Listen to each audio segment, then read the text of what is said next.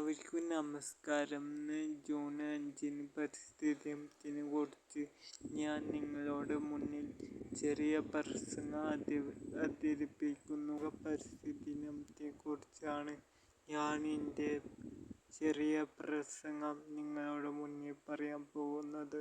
എനിക്ക് അവസരം തന്നതിൽ നിങ്ങളെ സന്തോഷത്തോടെ സ്നേഹിക്കുന്നു.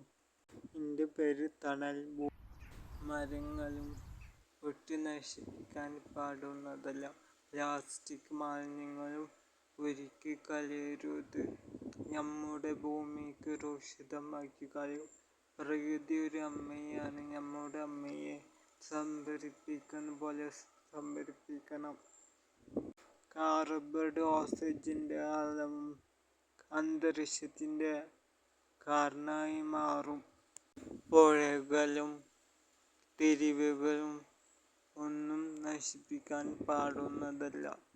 ആകാശത്തുകൂടെ പാറിപ്പറക്കുന്ന കിളികളും പ്രകൃതി തരുന്ന ശ്വാസം കൊണ്ടാണ് നാം എല്ലാവരും ഈ ഭൂമിയിൽ ജീവിക്കുന്നത്.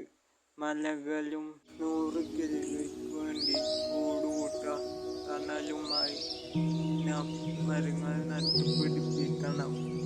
നാം എല്ലാവർക്കും വേണ്ടി തണലുമായി മരം നട്ടുപിടിപ്പിക്കണം.